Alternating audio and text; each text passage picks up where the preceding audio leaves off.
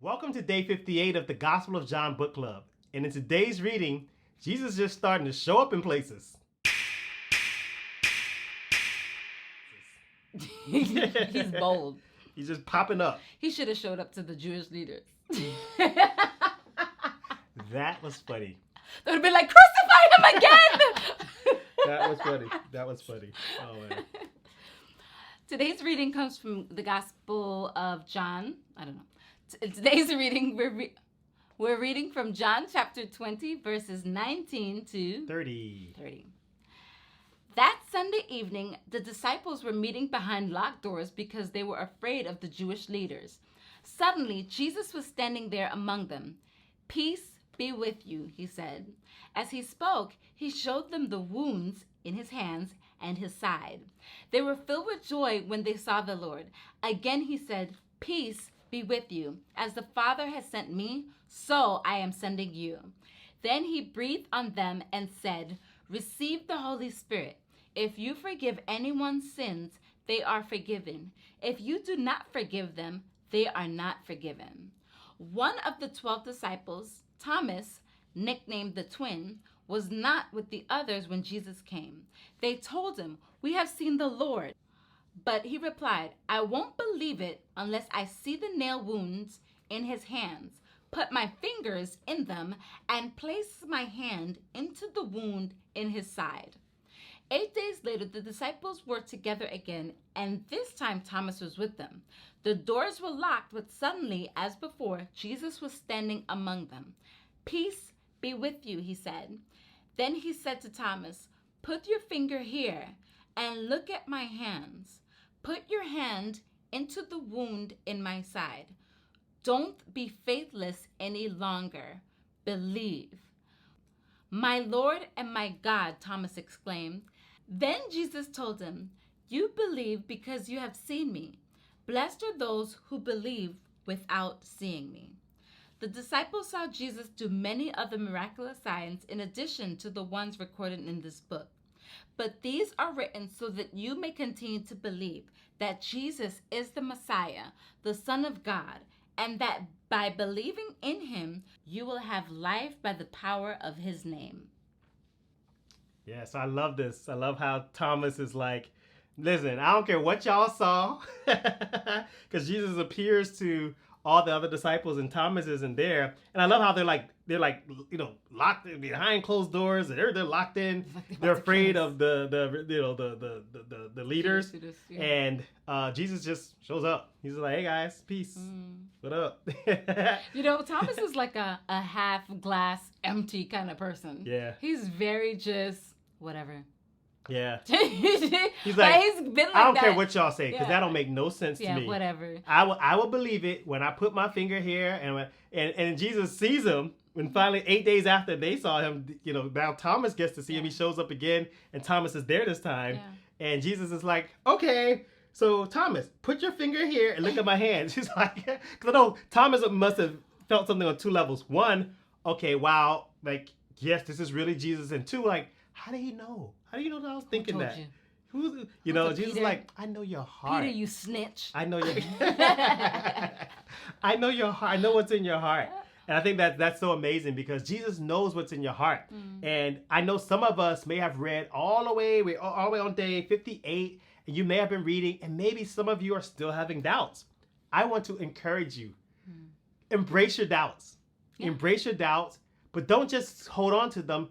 Don't be afraid of them. Don't tuck them to the side, but openly share your doubts and say, "God," and really pray and say, "God, I have doubts," and tell him what their doubts are. Because just like Thomas had doubts, the very things that he doubted, Jesus was able to bring answers on in the way that only he could bring them. But he showed Thomas in the way that Thomas would understand. And I think that's so important. I find that even in my own journey, I remember being a new believer and struggling with a lot of doubts because. Like what? What were some of your doubts? Well, he really raised from the dead. Yeah, That's just so really, And as wonderful as the story was, I couldn't wrap my mind around this idea of Evie Rich. It was just too much to just take all in. Mm-hmm. But I feel like sometimes what happens is that, especially when you go into church, oftentimes I felt afraid to share my doubts because everybody's there on Sunday, they're celebrating, they're worshiping, and I'm like, just fall in line, just pretend like just pretend fall in like you're line. the same. Yeah, but it's so dangerous. Yeah. It's a dangerous thing to deal with your doubts on your own. Yeah. You know, and I'm happy that in a sense, I think it's important that Thomas is vocal about his doubts. Yeah. And vocal about his disappointment. So You know, finish telling us though, how did you deal with your doubts? I told people that I had doubts. Yeah. And I think I was expecting oh my God. No, she didn't. No. And I do remember when I said it vocally, it was just kind of like, that's okay. Yeah. That's all right. And it was like, really? I can still be here and have doubts? That is so Isn't funny. that weird to feel like you're still not welcome to church with doubts? Yeah. But I was happy to feel free, like having my doubts and being okay with like, God, you're gonna have to prove this to me because this is crazy. And that's what Thomas was saying. And he's like, I don't care what y'all say. Like y'all say y'all saw, y'all was seeing things because until I see it, I ain't gonna believe it. And because there are people like that they're seeing is believing for them, Yeah. and I think God knows that, and I think God's up for the challenge. Yeah. You know? And he's a relational God, He so he is. really He meets us where we are. It's not about He's not hiding. I'm just so far removed from what you may be really experiencing. So just pretend that you're Yeah. holy, and then I'll accept you. No, he's like, no, don't try to clean yourself up before you come. Like, come as you are. Come as messed up as you are with all your messed up thoughts. And I think But just be open. yeah, and I think it's Come important to know open. like God is not like you can't see me. Like he's not Yeah, hiding, he's not And I hiding. feel like just share your doubts and just Yeah. share whatever it is that you're doing. And I think God knows. Yeah. So he already knows. And I appreciate that the writer is sharing that there is still at least one who's vocally like struggling. Yeah. This is crazy. After it's all been done. After it's all been done. That's right. But and I think there's also sadness for him. It's just that like Jesus is gone. Yeah. What Yeah. now? I like that. There's another thing I really like in this passage is where when he meets with them in verse 21, he says, "Peace be with you," and then he says, "As the Father sent me, I am sending you." And if you, Oh, yeah, man, that's so if important. you're a follower of Jesus, you have to really pay attention to verse 31 because verse 21. It's so critical. Jesus is sending his disciples, all of his followers. There's a mission that he wants you to accomplish. But the thing is, he doesn't just send you out to be thrown to the wolves. He says, peace be with you. So we can go forth on mission for Jesus, and we can go forth confident in Jesus, in his peace, knowing that wherever we go, wherever he has us, and as we're on mission for him, he's going to take care of us. He's going to equip us. We are going to be okay. But understand, this is not just oh yeah, he's risen again, my sins are forgiven. Yes, that is true. But in addition to that, now he calls us and he sends us out. He sends us out. And that sending is each person has a different place that he's going to send you to. But the essential part is to understand that he sends you to people who don't know who he is.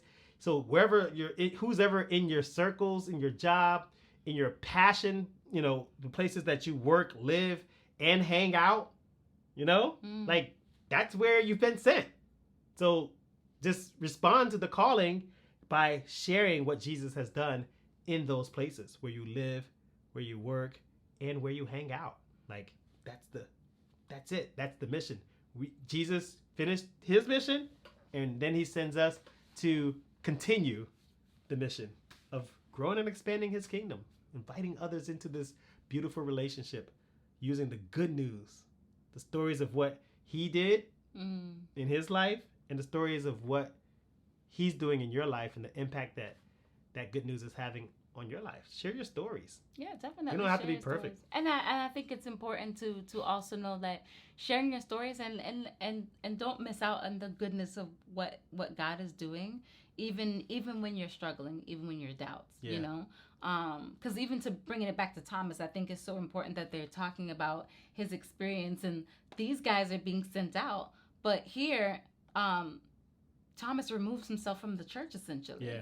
and as he's struggling. Yeah. And so even so Jesus shows up, they receive the Holy Spirit, and Thomas isn't even there. So I just have a question. Did he miss out? Well, no.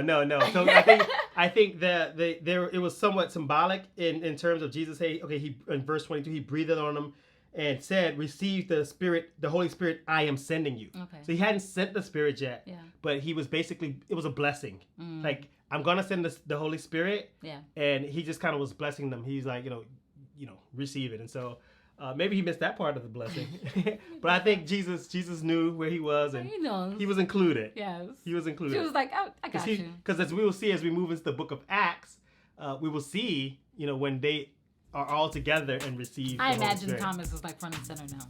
Oh yeah, I think when we encounter Jesus, that's a beautiful thing. Is that when we share our doubts with Jesus, He meets us in those places. He confirms, gives us what we need to believe more and to grow deeper in relationship with Him, and then He uses that to set us more on fire.